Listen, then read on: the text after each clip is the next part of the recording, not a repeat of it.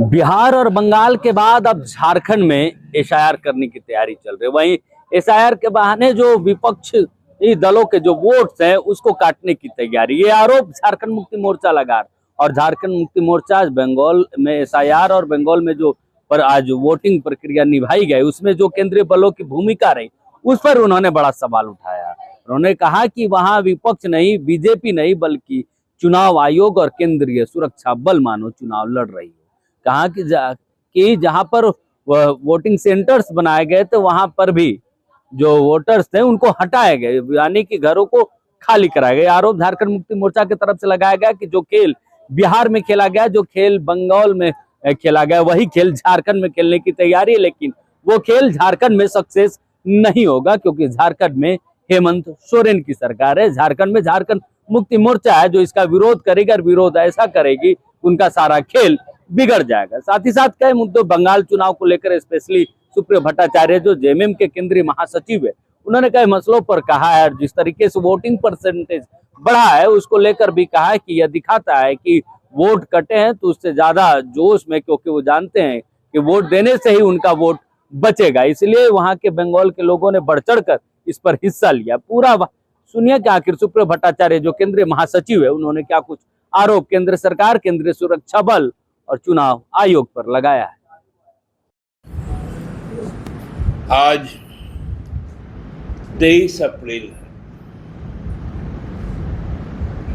ये तारीख हिंदुस्तान के जमहूरियत के लिए एक बहुत बड़ी तारीख बनने वाला है। जब 1952 के बाद पहला जब चुनाव हुआ था तो हमारे देश के मुख्य चुनाव आयुक्त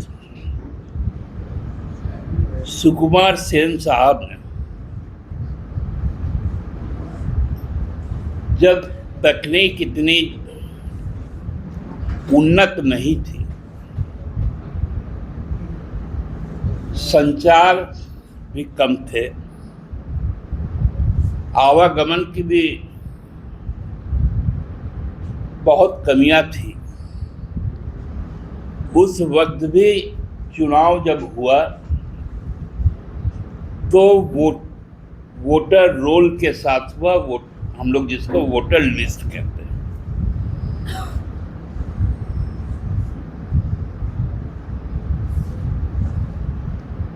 सुकुमार सेन साहब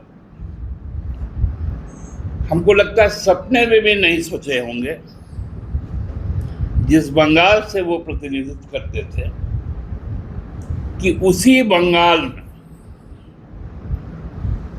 इलेक्टोरल रोल को ही सस्पेंड करके फिर से चुनाव होगा। इसलिए आज 23 तारीख आगामी दिनों के लिए नजीर होकर यह तारीख रहेगी।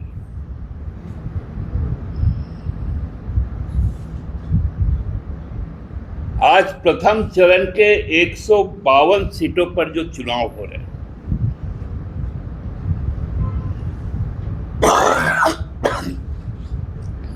वहां लगभग 14.5 लाख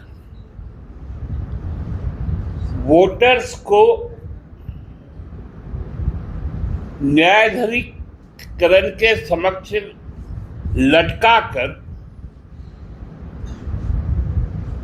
यह संदेश दिया गया कि तुम इस बार वोट नहीं करोगे, तुम अब अगली बार कभी कर लेना। मतलब अब तो मांगलिक काल चल रहा है, शादी ब्याह चल रहा है, आप न्योता बांट दें, आपके अतिथि आ जाएं, अपने क्षमता अनुरूप आपको गिफ्ट भी दे दें, फिर जब खाने का वक्त आएगा तब आप कहेंगे कि इस बार खाना मत खाना, अब जब अगली बार हम अपना बेटा का शादी देंगे उसमें खा लेना। यही काम चुनाव आयोग ने किया और ये काम कैसे हुआ है? एक चुनाव आयोग का महामृत्युंजय मंत्र है SIR।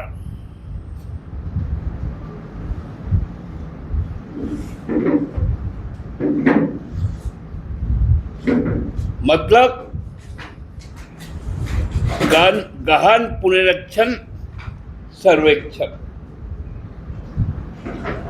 स्पेशल इंटेंसिव रिवीजन,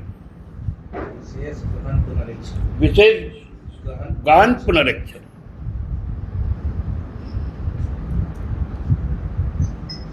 हम लोग आज तक जानते थे कि चुनाव आयोग में 3 प्रपत्र होते हैं, जिसको हम लोग फॉर्म 6,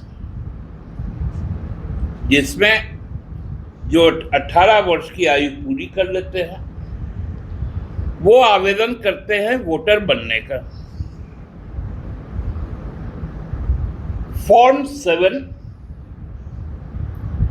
जिसमें यदि कोई व्यक्ति मृत हो गया घर का या कहीं स्थानांतरित हो गया तो उसका उस वोटर लिस्ट से नाम काटकर वो जहां गए हैं, यदि मृत हो गए तो उनका वोटिंग राइट खत्म कर दो, या फॉर्म 7 भर के यहां से नाम डिलीट करके आप जहां गए हो वहां पर नाम जोड़ लो फॉर्म 6 के साथ। और तीसरा फॉर्म होता था फॉर्म 8। तो काटना कैसे है? तो SIR करना है।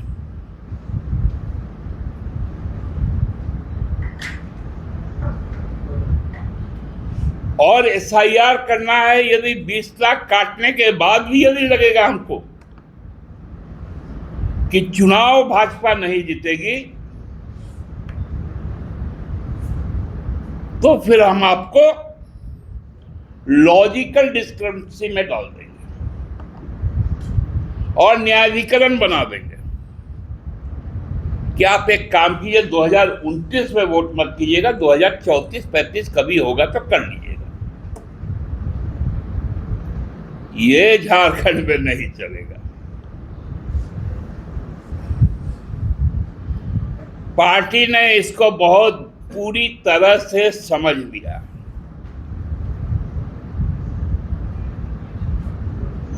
और एक एक उनके चाल, क्योंकि बिहार का पहला चाल था तो थोड़ा सा मतलब फ्लुक में वो निकल गया था, लोग उतना बात तो उठी थी। जब जो 4 पहले तो 10 जो प्रमाण पत्र थे, उसके बाद 4 प्रमाण पत्र उसमें जोड़े गए। आधार को जोड़ा गया, राशन कार्ड को जोड़ा गया।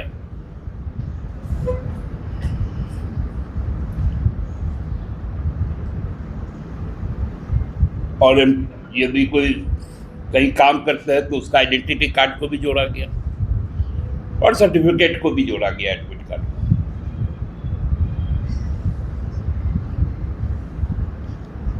लेकिन उसमें भी बड़ा खेल हो गया।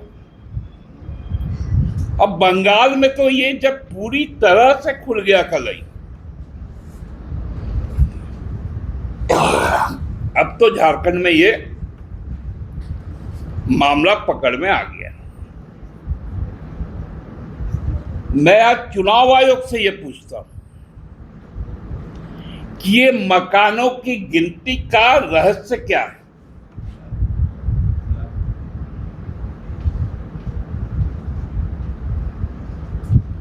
आप मेरे मकान का होल्डिंग नंबर लेके करेंगे क्या?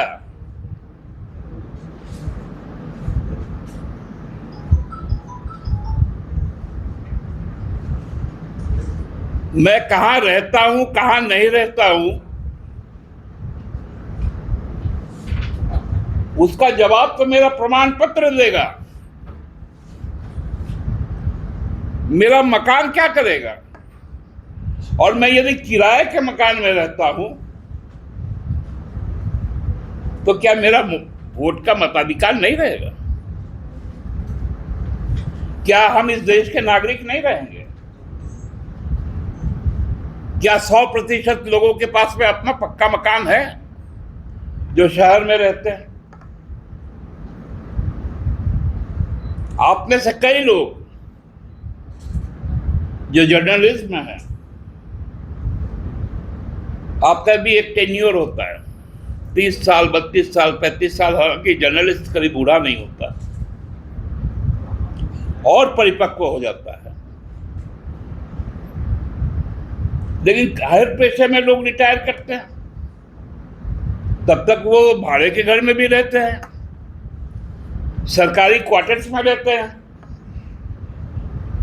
उसके बाद वो अपने गांव चल जाते हैं या कहीं और मकान बना लेते हैं।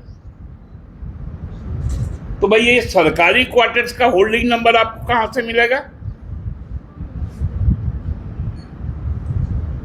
मैं किराए के घर में रहता हूं, मुझे क्या मालूम मेरा होल्डिंग नंबर क्या है?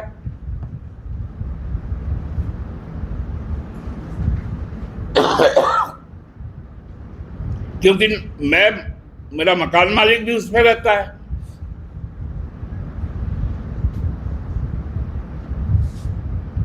कई अपार्टमेंट एक ही होल्डिंग नंबर पे है।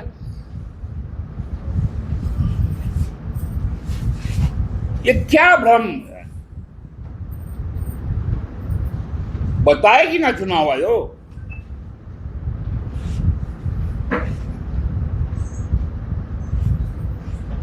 हम वोटर रहेंगे कि नहीं रहेंगे ये पूछो।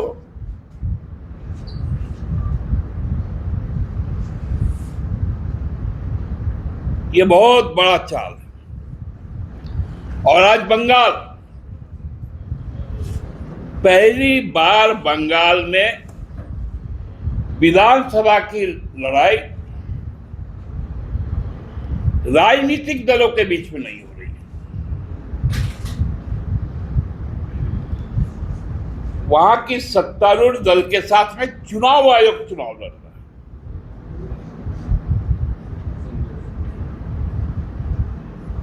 क्या फरमान है? पार्टी इतनी संजीदगी के साथ हम लोग इसको ले रहे हैं कि हमारे नेता, हमारे पार्टी के केंद्रीय अध्यक्ष, इस राज्य के मुख्यमंत्री, हम लोगों ने बहुत गहनता के साथ इन बिंदुओं पर विचार किया कि आने वाले संभावनाएं क्या क्या है और उस पर कैसे रोक लगाई जाए कि एक भी वोटर कटे ना और फर्जी वोटर जुटे ना। क्योंकि बंगाल में एक इंसिडेंट हुआ, आपने तो काट दिया ना, लेकिन एक हफ्ते में 6 लाख आपने फॉर्म 6 में नाम जोड़ दिए।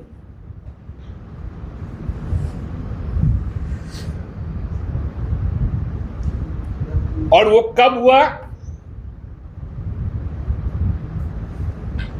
जब ड्राफ्ट रोल आ गया उसके बाद हुआ कि आपके पास समय नहीं था कि फॉर्म 7 उसमें डाल पाए ऑब्जेक्शन की। यही तो खेला है। हमने तो कहा ना कि बिहार में थोड़ा सा खुला था इनका कारनामा, बंगाल में लगभग 75% कारनामा खुल गया है, इनका चोरी पकड़ा गया है।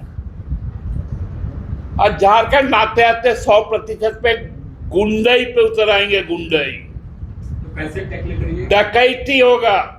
टैकल कैसे करेंगे? आता है। दादा, बीजेपी कह रही है कि एसआईआर ना तो पहली बार हो रहा है ना आखिरी बार हो रहा है, तो आयोग कराता है, बीजेपी का क्या लेना देना है? आप लोग सिर्फ भ्रम फैला रहे हैं ताकि जो घुसपैठिए हैं उनको बचाया जा सके, गरीब गुरबा का नाम ले। अच्छा बताइए पांडे जी, आप विद्वत जन है, हम लोग जब चुनाव आयोग पे जब कुछ कहते हैं तो चुनाव आयोग से तो कोई जवाब आता नहीं है, भाजपा मुख्यालय से क्यों जवाब आ जाता है? ज्ञानेश जी कौन है भारतीय जनता पार्टी के? बताइए ना। वो कह रहे हैं कि आप नहीं, आप ये पहले आप मुझे ये बताइए, मैं आज यदि चुनाव आयोग से पूछा हूं कि घर की गिनती क्यों होगी, मैं निश्चित कह दे रहा हूं आपको रात तक में भाजपा का कोई ना कोई प्रवक्ता जवाब दे देगा।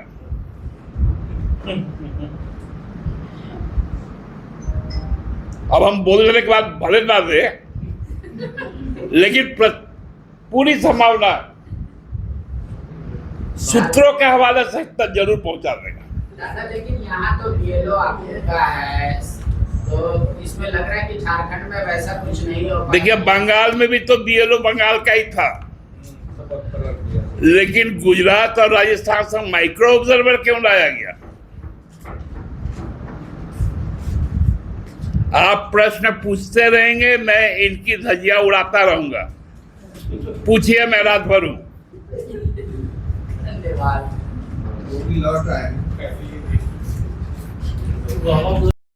आपने बहुत अच्छा सवाल किया, क्योंकि आप यहां बैठ के बंगाल के बारे में इतिहास बता रहे हैं। बांकुड़ा बोल के एक जिला है, विष्णुपुर के क्षेत्र में जाइए, महकुमा में, वहां जाके देखिए सीआरपीएफ क्या कर रही है। दक्षिण दिनाजपुर में जाइए, घरों को तोड़ फोड़ दिया गया कल रात को। ग्रामीण इलाकों में जाकर देखिए, रोज महिलाओं को पीटा जा रहा है और उंगली पकड़ के वोट डलवाया जा रहा है। बंगाल का कंट्रोल रूम सीसीटीवी बंद हो गया है।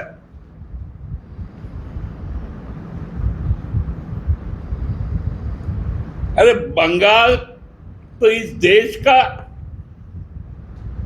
आजादी का रंगीन इतिहास रहा है, और आप तो उन्हीं के पूरे अस्मिता को मिटाने के लिए चल रहे हैं। दादा, इसके बावजूद जो बीजेपी प्रत्याशी पे हमला हुआ है, क्या मानते हैं, लोकतंत्र के लिए खतरा है? खतरा है, निश्चित तौर पे खतरा है। इसका मतलब इतना केंद्रीय वाहिनी क्यों थी भाई? आप डीजीपी से लेके सीएस हटा दिए, पूरे 5 राज्यों में 483 आप अधिकारी बदले, जिसमें 463 अधिकारी केवल बंगाल के बदले, थानेदार तक को बदले।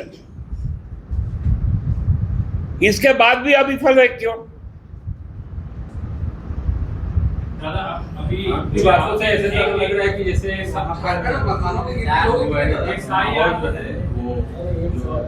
रूलिंग पार्टी है उसके खिलाफ होगी।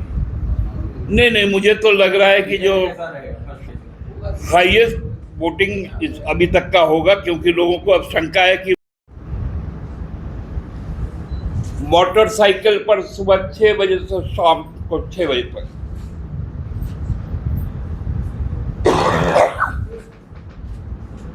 अकेला चल पाएगा।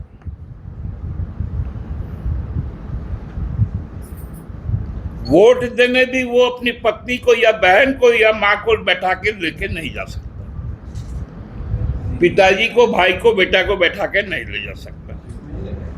Single rider.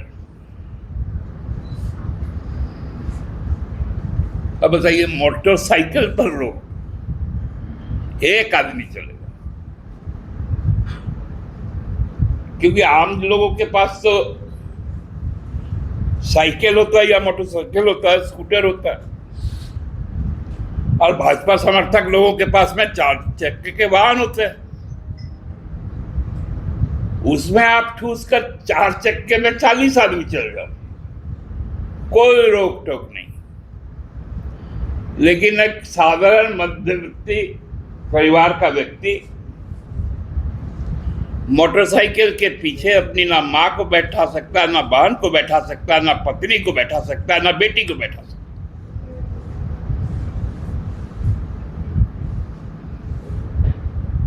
ये कौन सा फांसीवाद है भाई?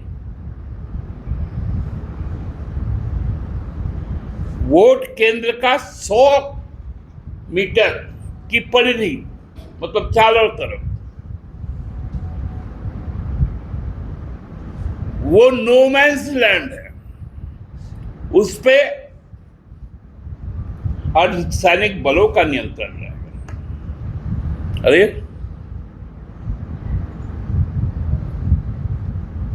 घर खाली करवाया गया, मालूम है? जो विद्यालय किसी गली में है, यदि वहां मतदान केंद्र बना है, उसके जो बगल वाले घर हैं,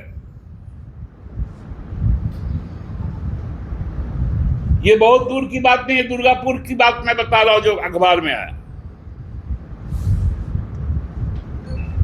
उसके दोनों तरफ के 100 मीटर के घर के लोगों को खाली करवा दिया गया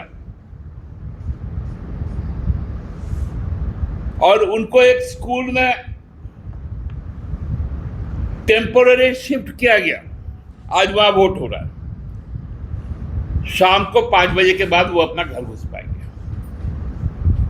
कल शाम को 5 बजे उनको निकाल दिया गया था। क्या नजीर विहीन वहां पर चुनाव हो रहा है।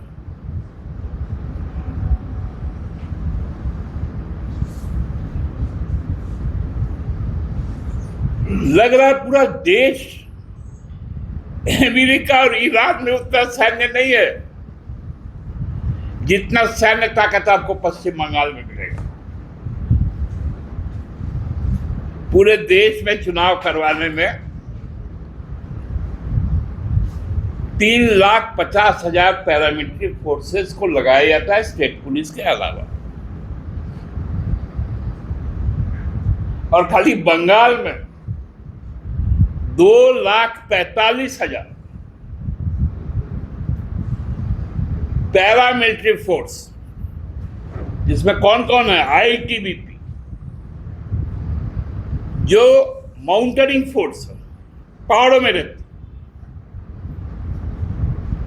सीआरपीएफ, सीमा सुरक्षा बल, एसएसबी, जिसको हम लोग नेवल बॉडी में देखते हैं बंगाल और Assam, CISF, RAF, railway protection force, RPF, ये सारे लग गए।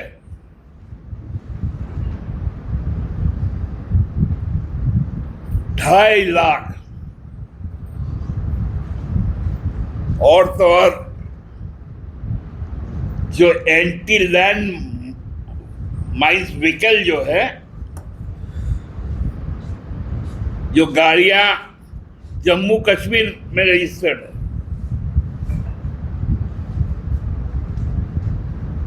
वो गाड़ियों को बंगाल के जमीन पे उतारा गया, बख्तरबंद गाड़ियां, या ऊंचा ऊंचा, जिसमें मान लीजिए सुप्रियो भट्टाचार्य मेरा नाम है, मेरे पिता का नाम स्वर्गीय मनिंद्र चंद्र भट्टाचार्य है, तो मेरा नाम सुप्रियो के जगह सुपरियो हो गया और भट्टाचार्य की जगह भ्रष्टाचार हो गया। तो फॉर्मेट हमको ये अधिकार देता था कि सुपरियो नहीं, उसमें सुप्रियो बोलिए, और भ्रष्टाचार नहीं, भ्रष्टाचार्य बोलिए, उसमें सुधार होता था। यही ना रिफॉर्म था। लेकिन एसआईआर मैं क्यों कह रहा हूं महामृत्युंजय मंत्र, अब देखिए खेला कैसा है। यहां एसआईआर शुरू हो चुका है, हम लोग सबको जानते हैं।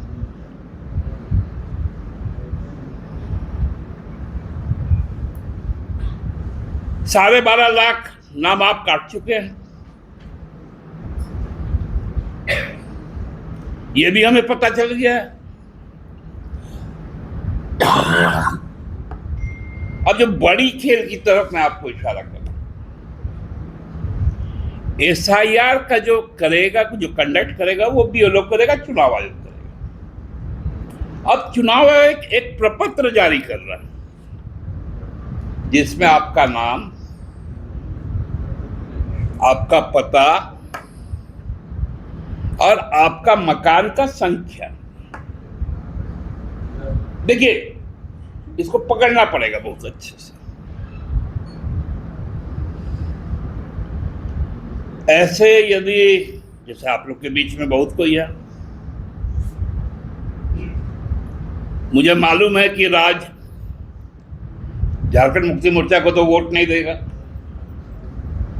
लेकिन मुझे यह नहीं मालूम है कि राज रहता कहां है। तो मैं राज को खोज के कैसे निकालूंगा? तो उसका मकान कहां है ये पहले खोजूंगा, क्योंकि उसको तो काटना है हमको। हम इंटेंसिवली उसको काटेंगे, पूरी गहनता के साथ उसको काटेंगे। शहनाज जी को भी काटेंगे। तो मकान चाहिए ना, इसलिए बताइए, हम लोग सुने थे, जब देखे 2011 जब सेंसस हुआ था, पॉपुलेशन सेंसस, तो मकान नंबर लिखा जाता था और मकानों की गिनती होती थी। लोकसभा में गृह मंत्री जी ने कहा सेंसस शुरू हो गया, मकानों की गिनती कर रहे हैं। तो भाई चुनाव आयोग क्यों मकानों की गिनती कर रहा है? इससे दो फायदे। एक तो हमारे जो घोर विरोधी है उनका मकान तक आइडेंटिफाई कर लो, और दूसरा, दूसरे हाथ से भाई उसका धर्म भी जान लो। क्योंकि बहुत सारा, मान लीजिए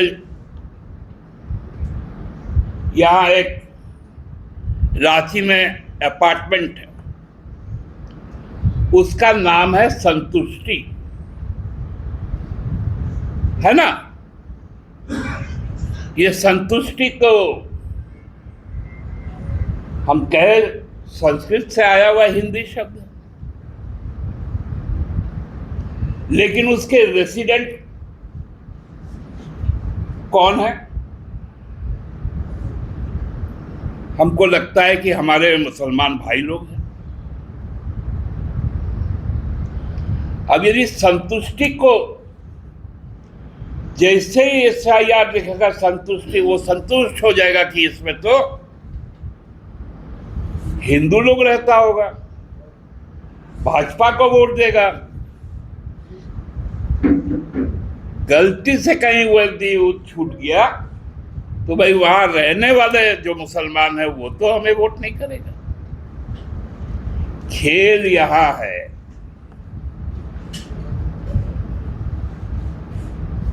इसलिए मकानों की पहचान हो रही है।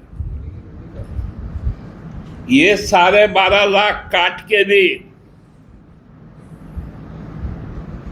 पेट नहीं भरा है भाजपा का।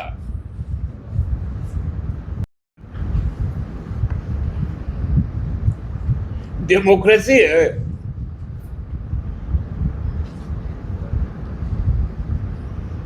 इतना ही था तो थोड़ा, आपके तो बहुत अच्छे मित्र हैं ट्रम्प साहब, उनको ही बोलते हैं जैसे होम्योपैथी का दाना होता है ना, छोटा छोटा ग्रेन्यूल्स, 2-4 ठो एटॉमिक ग्रेन्यूल्स देके बंगाल में डाल देते हैं।